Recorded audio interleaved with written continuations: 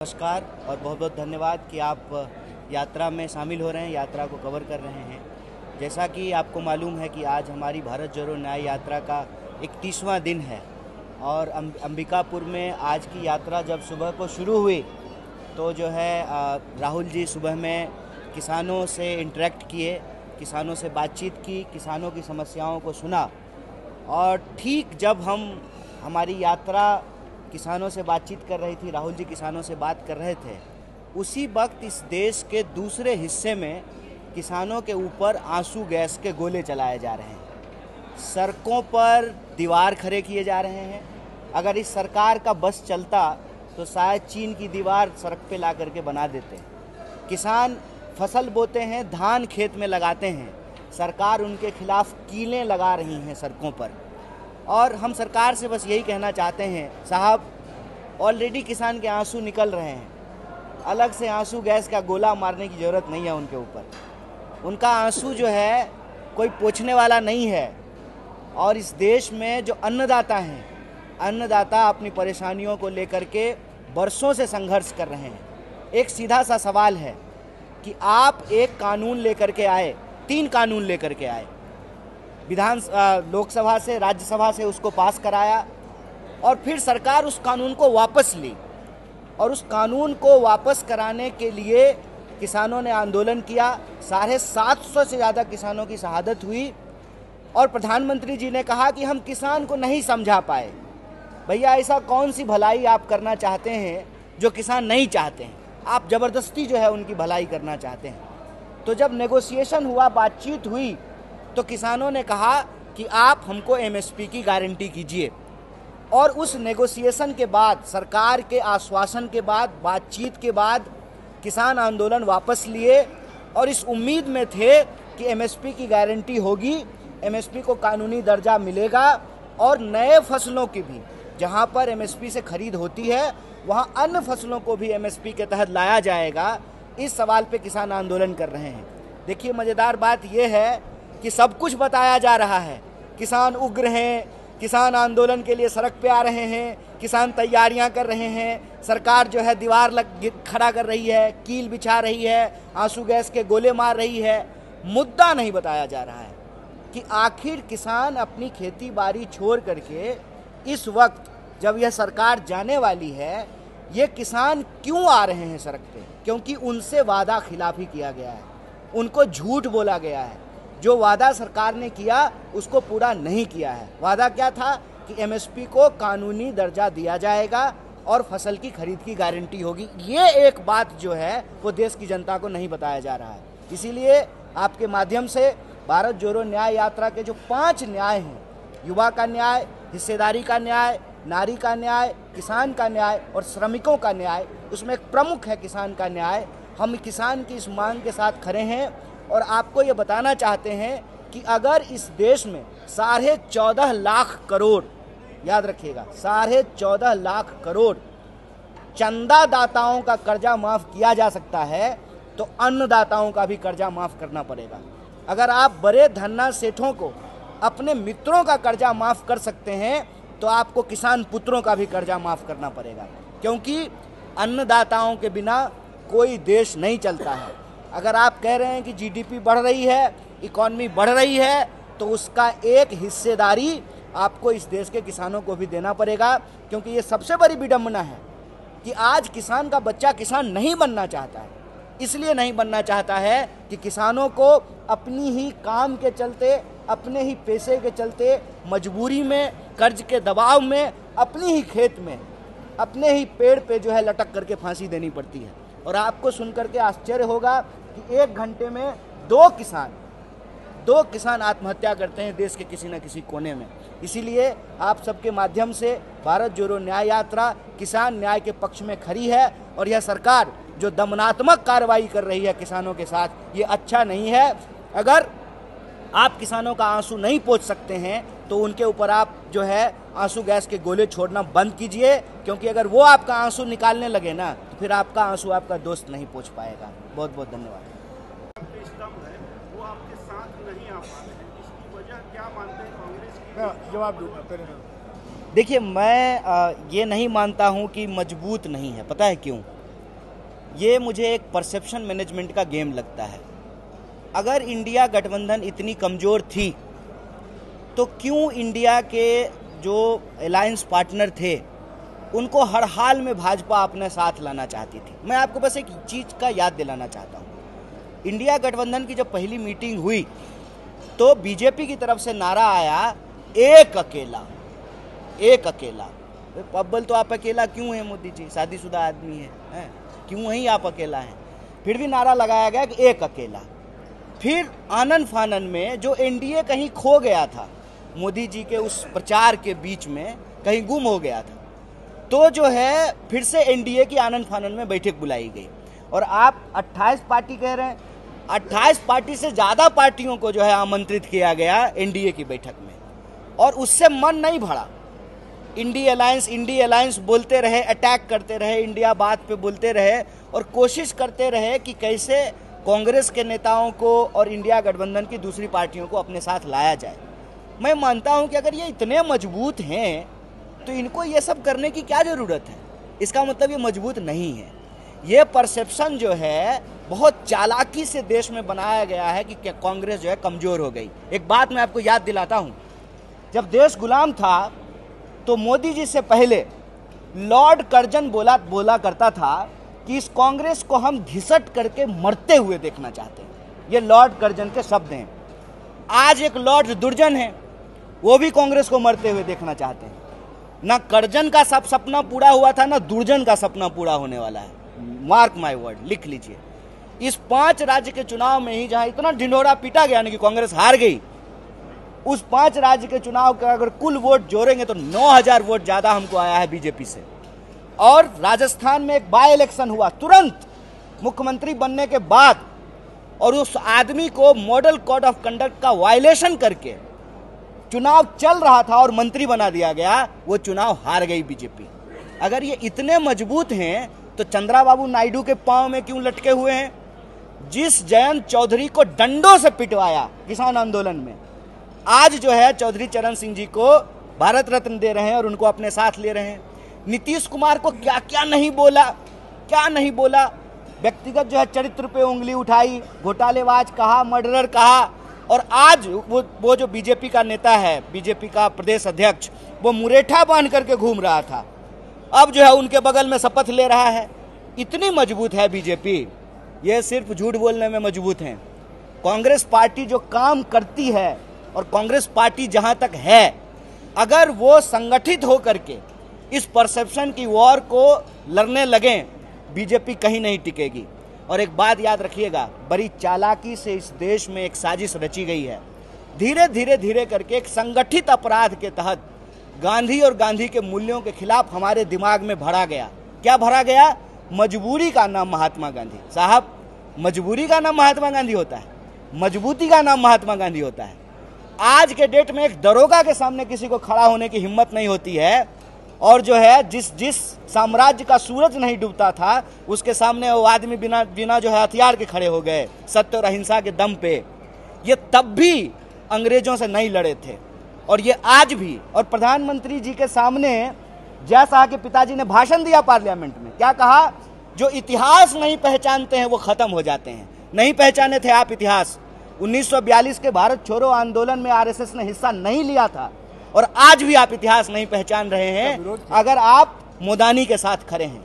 देखिए, ताकतवर के साथ खड़ा हो जाना ना इतिहास बनाना नहीं होता है, कमजोर के साथ खड़ा होना इतिहास बनाना होता है। और ये देखिए, पूरा तंत्र लगाए हुए हैं एक व्यक्ति राहुल गांधी के पीछे।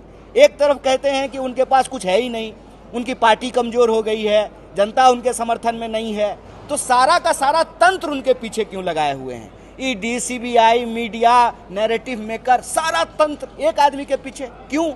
क्योंकि न्याय की ताकत होती है ना, कि अन्याय का अंधेरा कितना भी घना क्यों ना हो, एक दीपक से जो है ना उस अंधेरे का मुकाबला किया जा सकता है।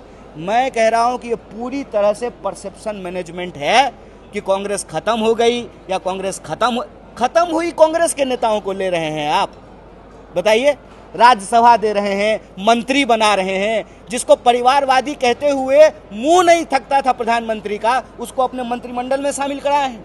ज्योतिरादित्य सिंधिया जब कांग्रेस में थे तो परिवारवादी थे और वहां जाकर के समाजवादी हो गए हैं।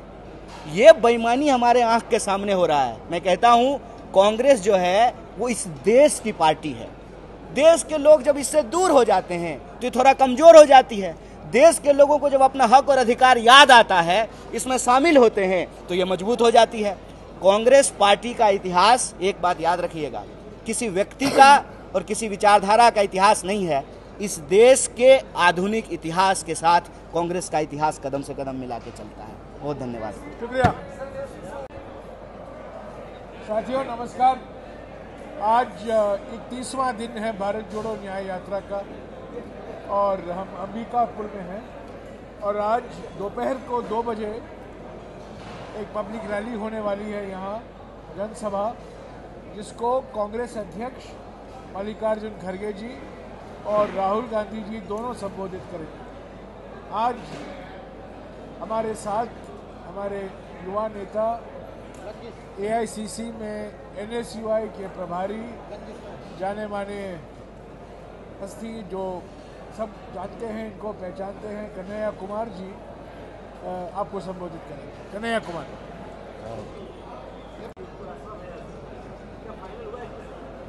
क्या क्या मैडम सोनिया गांधी को राज्यसभा भेज रहे हैं क्या? मेरे पास कोई जानकारी नहीं।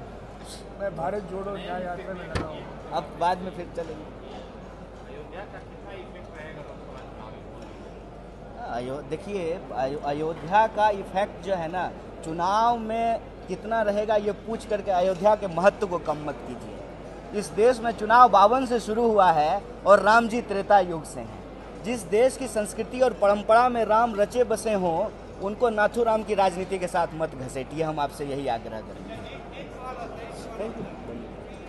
समझौता कर रहे हैं सीटों के बंटवारे में।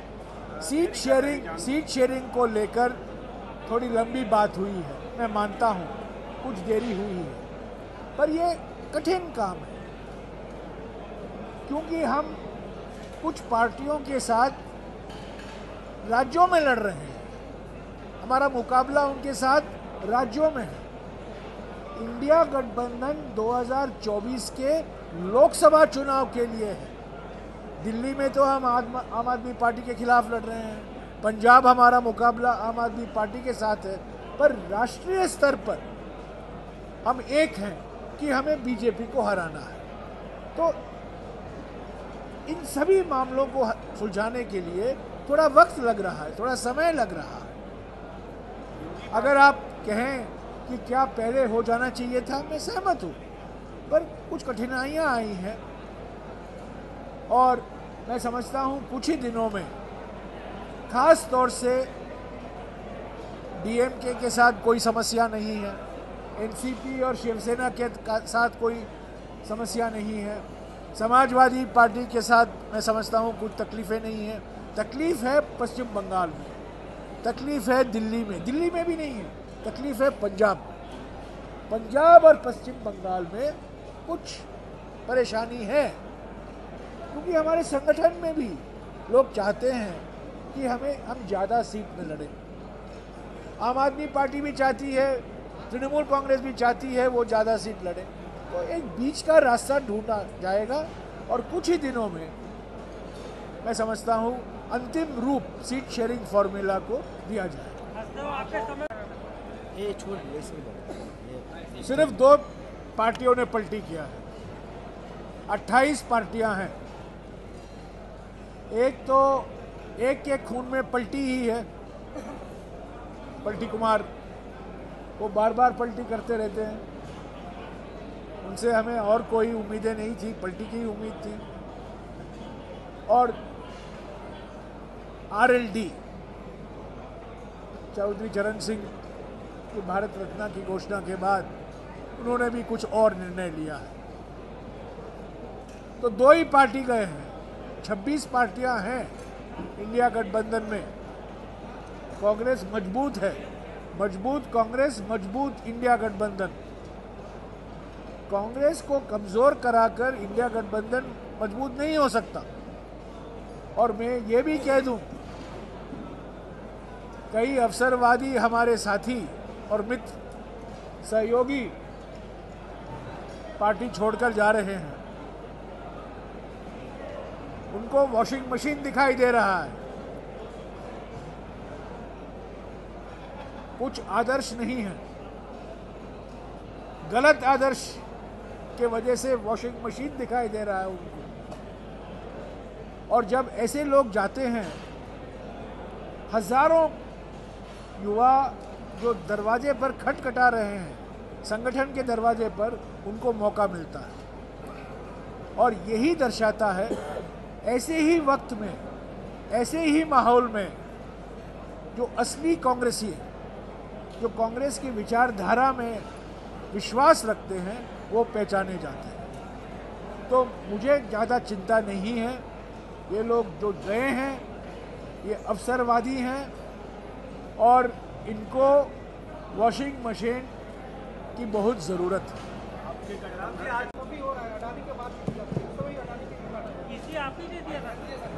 आज हसदेव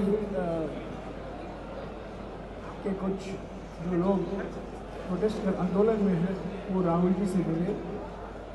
राहुल जी को एक दस्तावेज भी पेश किया। उनकी मांग ये है कि हसदेव के जो जंगल है उसको ध्यान में रखते हुए कोई नए अनुमति नहीं देना चाहिए कोयले के लिए। जो कोयला निकाला जा रहा है उसको तो अनुमति दिया गया है, उसको वो चलने दीजिएगा, पर नए कोई कोल माइंस को आप खोलने की अनुमति मत दीजिए। और जहाँ लोग विस्थापित हुए हैं, जो प्रदर्शन कर रहे हैं, प्रोटेस्ट कर रहे हैं, हड़ताल में हैं, जो लोग विस्थापित हुए हैं, उनको कानून के प्रकार मुआवजा मिले, रोजगार मिले। और ग्राम सभा के अनुमति के बिना कोई परियोजना की शुरुआत नहीं हुई। जब मैं पर्यावरण मंत्री था, मैं विश्वास के साथ कह सकता हूँ, 3 अगस्त 2009 को मैंने एक नोटिफिकेशन जारी किया था, जिसका मकसद ये था कि आदिवासी इलाकों में, खास तौर से शेड्यूल 5 जिसे कहा जाता है, 5वीं अनुसूची के इलाकों में, ग्राम सभा के अनुमति के बिना कोई बांध या कोयला का माइन या बिजली परियोजना की शुरुआत नहीं। ग्राम सभा यहाँ हसदेव में जो हुआ है, ग्राम सभा का पूरा नजरअंदाज किया गया। और राहुल जी ने कहा है, उनको आश्वासन दिया है कि हम ये पार्लियामेंट में ज़रूर उठाएंगे और अगर हमें मौका मिलेगा, हमारी सरकार बनेगी, जो 3 अगस्त 2009 का नोटिफिकेशन है उसको हम वापस लागू करें। सवाल है, अभी जिसकी लड़ाई चल रही है, आप लोग क्या उसमें लड़ाई लड़ेंगे कि आपकी दी अनुमति रद्द की जाए? परसा कोल ब्लॉक राजस्थान सरकार को दिया। अफसोस की बात है कि राजस्थान सरकार ने उसको अडानी को दे दिया।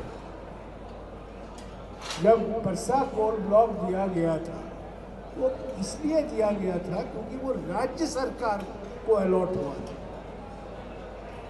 मेरा निर्णय देखिए, साफ है, राज्य सरकार को ये आवंटन हुआ, पर मुझे मालूम नहीं था कि वो राज्य सरकार जाके अडानी को दे देगी। और ये भी था उस अनुमति देने के समय ये भी सोच था कि ग्राम सभा से अनुमति मिलनी चाहिए और जो लोगों का हक बनता है, व्यक्तिगत हक और सामुदायिक हक, वन अधिकार अधिनियम 2006 के तहत उसको पूरी तरीके से लागू होना चाहिए। वो ईमानदारी से वो काम नहीं हुआ, मुसीबत वहीं से शुरुआत हुई। आप लोग जैसे ही सरगुजा में एंटर किए, हसदेव था, वहाँ 700 दिनों से किसान आंदोलन करते हैं, लेकिन राहुल गांधी उनसे मिलने नहीं जाते। किसान नहीं, आज सुबह मिले यार, आज सुबह मिले, अभी मिल के आए, अभी जस्ट मिल के नहीं, किसानों से नहीं जा पाए, कुछ कारणवश निकल नहीं जा पाए, आज सुबह मिले उनसे, अभी मिल के ही आ रहे हैं। ये भी परसेप्शन मैनेजमेंट का खेल है। हम किसान के लिए नहीं लड़ेंगे तो कौन लड़ेगा? अभी कांग्रेस सरकार तो है नहीं, भरोसा कैसे करें? अभी आप इतिहास पे क्यों जा रहे हैं? कांग्रेस सरकार को तो जनता ने जवाब दे दिया, अभी नई सरकार आई है, उनसे सवाल कीजिए। हिंदी भाषी क्षेत्र में